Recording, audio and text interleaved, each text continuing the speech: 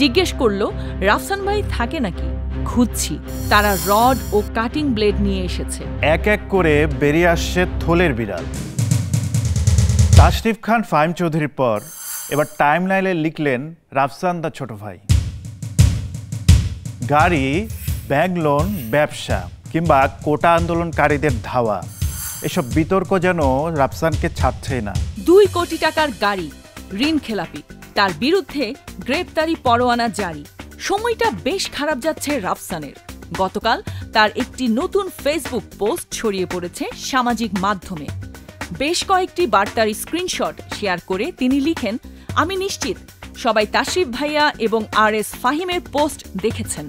আমি কিছু জিনিস তুলে ধরতে চাই। 23 জুলাই সিনিয়র ইনফ্লুয়েন্সারের কাছ থেকে কাজের প্রস্তাব পায়। তিনি আমাকে একটি কল দিতে বলেছিলেন। ফোন করার সময় বুঝলাম এটা একটা সরকারি কাজ।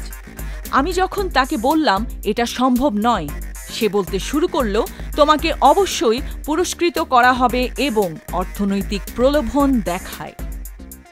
2 নম্বর স্ক্রিনশটটিতে দেখা যায় সেই কাজের স্ক্রিপ্টটি রাফসানকে টেক্সটের মাধ্যমে পাঠানো হয়েছিল, যার উত্তর তিনি দেননি। নিজের নিরাপত্তার ভয়ে বিষয়টি পরে জানানোর কথা বলেন রাফসান। তারপর তাদের পক্ষ থেকে সে একাধিক কল এবং বার্তা পায়। একটি ভিডিও প্রকাশের জেরে রাফসানকে হুমকি দেওয়া হয়। পরবর্তীতে তিনি পরিবার সহ পালিয়ে যান। পুরো পরিবার সহ রাফসানকে পালিয়ে বেড়াতে হয়েছে, এমনকি পেয়েছেন হত্যার হুমকি। কি ভয়ানক কাণ্ড! তিনি তার স্ট্যাটাসে লেখেন, 4 আগস্ট আমাকে হুমকি দেওয়া হয়েছিল এবং তাই আমাদের নিরাপত্তার জন্য আবারও আমার পরিবারের সাথে আমার বাড়ি ছেড়ে যেতে হয়েছিল। 6 আগস্ট আমি আমার বাসায় 10 থেকে 15 জন মানুষ আসে, টোকাই টাইপ। জিজ্ঞেস করল, রাফসান ভাই থাকে নাকি? খুঁজছি। তারা রড ও কাটিং ব্লেড নিয়ে এসেছে। 7 আগস্ট সকাল 11টার দিকে আবার 6-7 জন এসে একই জিনিস জিজ্ঞেস করে। সত্যি বলতে সবাই যা বলছে তা একেবারেই সত্য, হুমকি।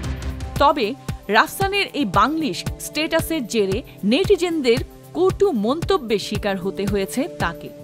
2 ঘন্টা পরে তিনি স্ট্যাটাসটি আবার বাংলায় লিখে দেন।